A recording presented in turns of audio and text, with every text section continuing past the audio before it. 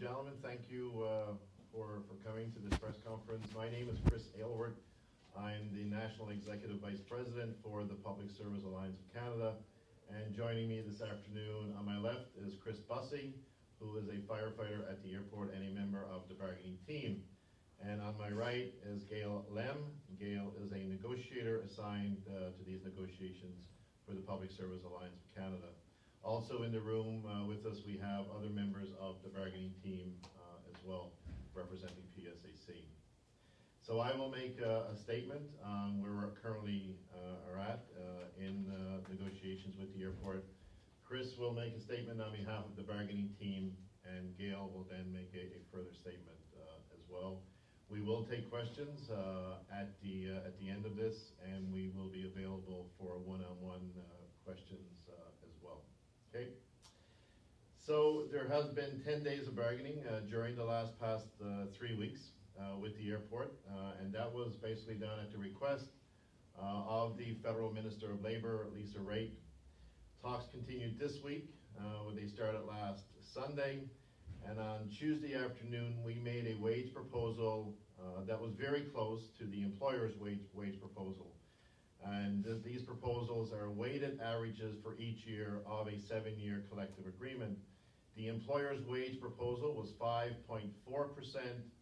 Our wage proposal back to the employer was 5.5%, a difference of 0.1% for each year of the 7 years.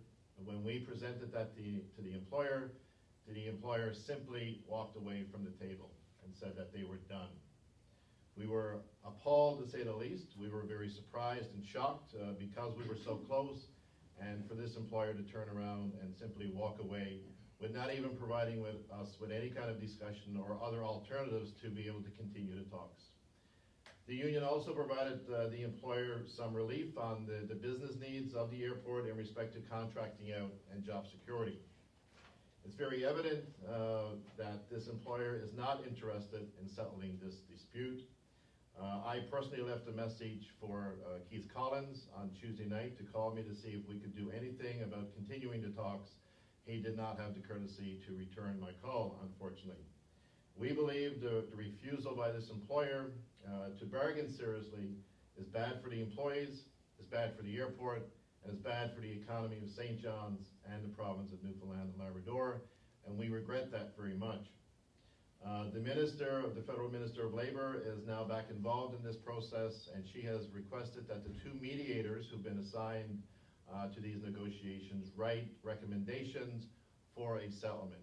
Those recommendations will then go to each of the 2 parties.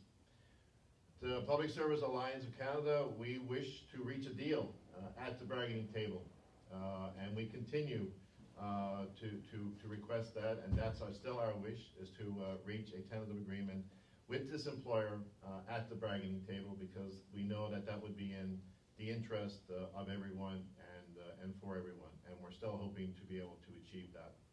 So with that, I will ask Chris to make a statement on behalf of the bargaining team.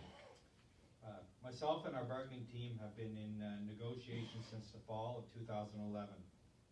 Our members have been on strike for some 9.5 months. We have worked very hard and have made significant movement to reach a settlement to this strike. We have worked hard to make a compromise with this employer. We are extremely disappointed to see the employer walk away from the table when we felt we were so close to a tentative agreement.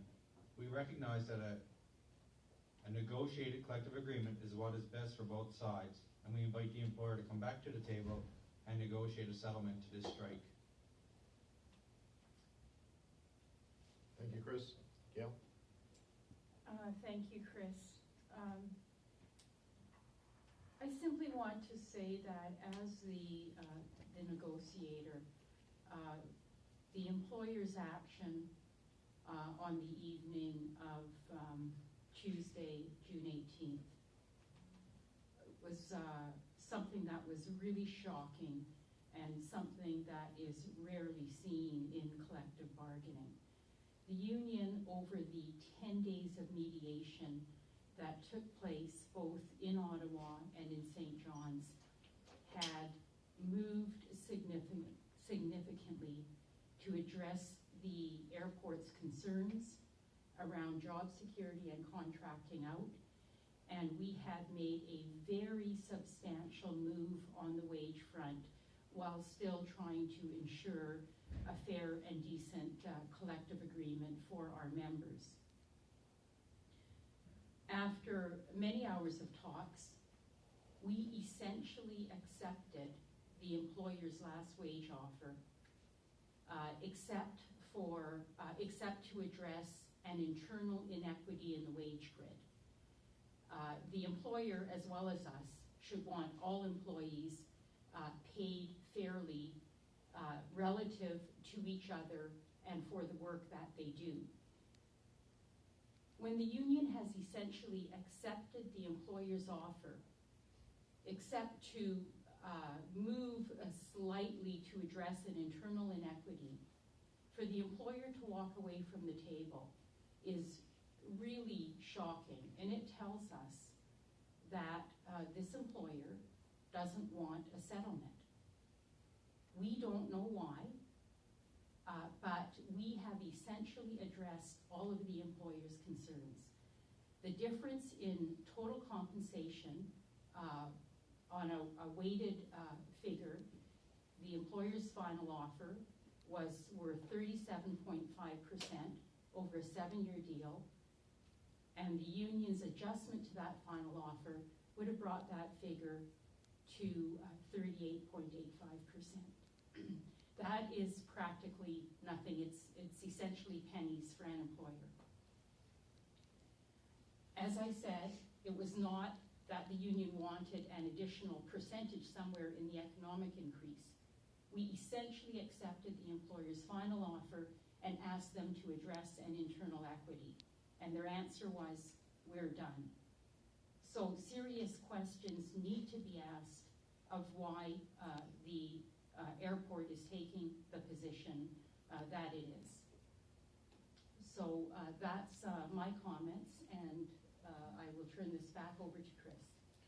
Thank you, Gail. And again, just to say the least, that we are shocked and appalled that we were so close to reaching a deal after 9 months, 9.5 months now of strike, the longest strike in the history of the PSAC. And we were so close to reaching a deal.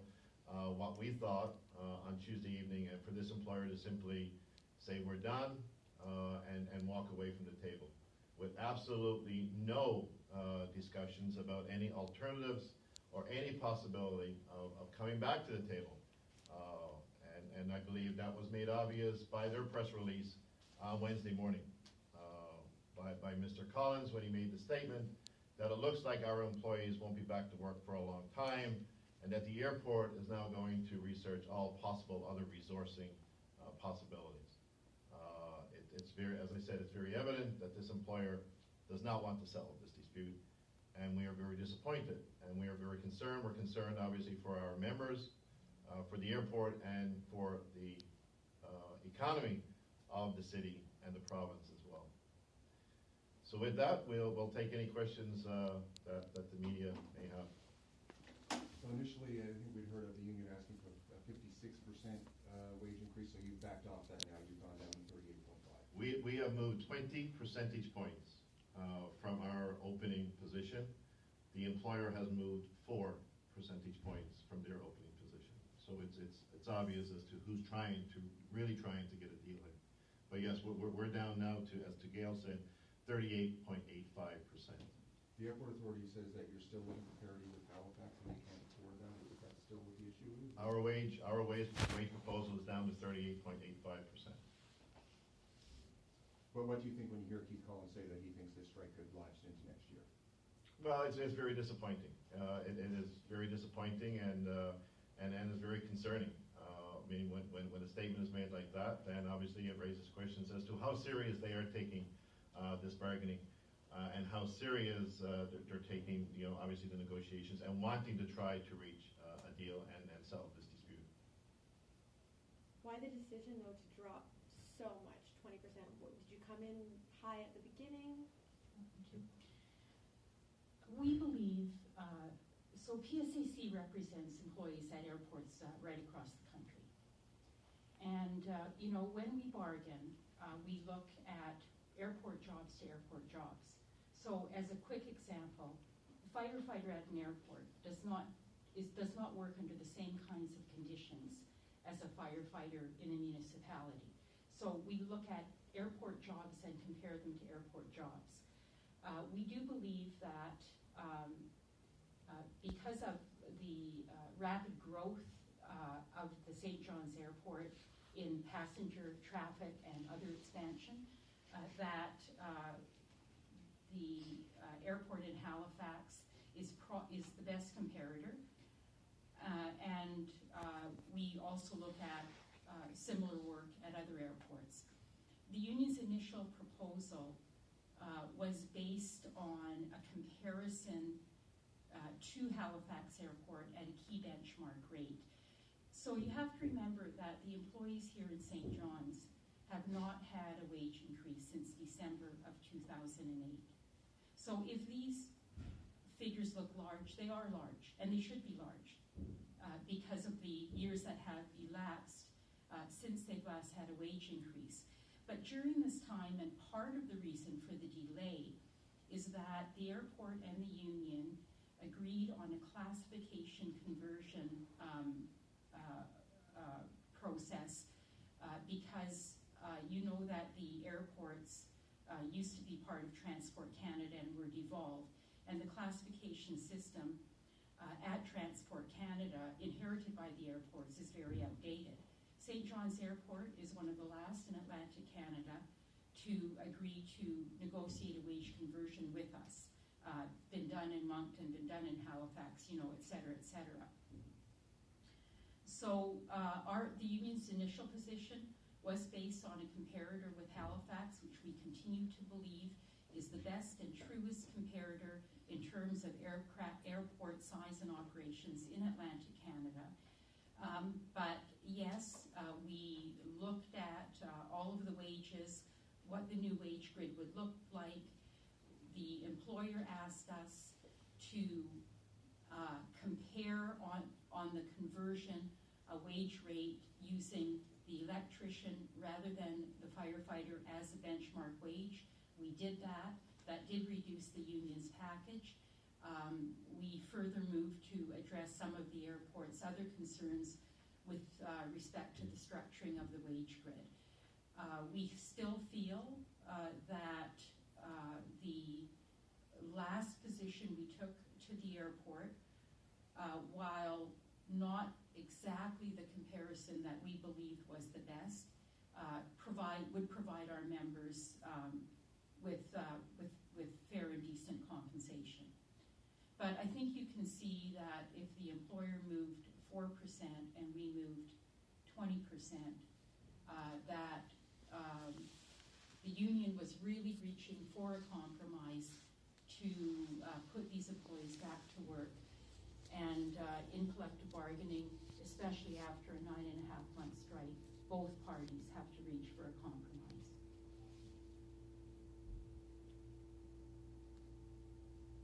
On the Lisa Rate's proposal and non-binding recommendations, what exactly is that? What would that do? Basically what the mediators will do will be submitting to her recommendations for settlement. They will be sent to the individual parties.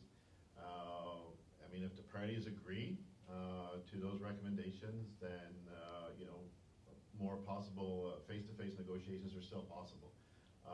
However, if either party wishes to dispute those recommendations or does not agree with the recommendations, there will be a dispute mechanism involved in that process to be able to go back to the minister.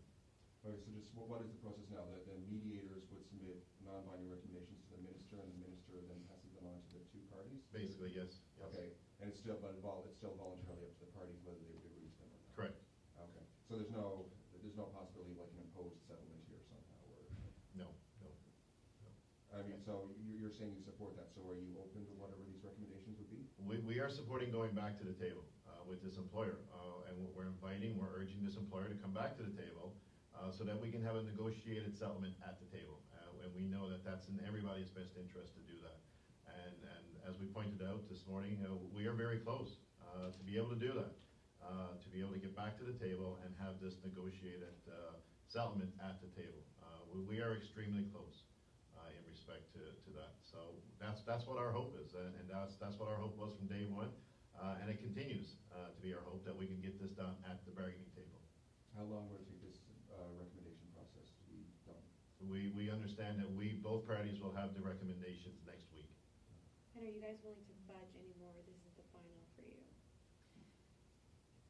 We believe that we have addressed the employer's concerns on the key issues. There are several other issues that are outstanding that didn't even get talked about during the last few days of mediation. So there are still some things to iron out. But the other issues are,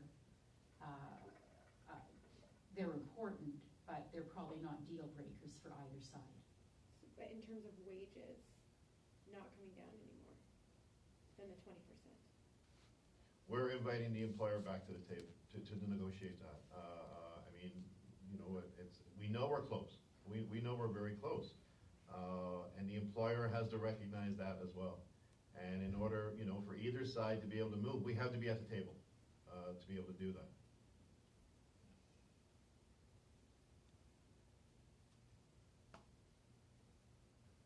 Is that it? There was somebody just called in on the line. I mean, you're a little bit late, sorry, but is there somebody on the line? Yeah, sounded like it. Oh, okay. So is that it? I think we're good. That's it? Okay, thank you very much.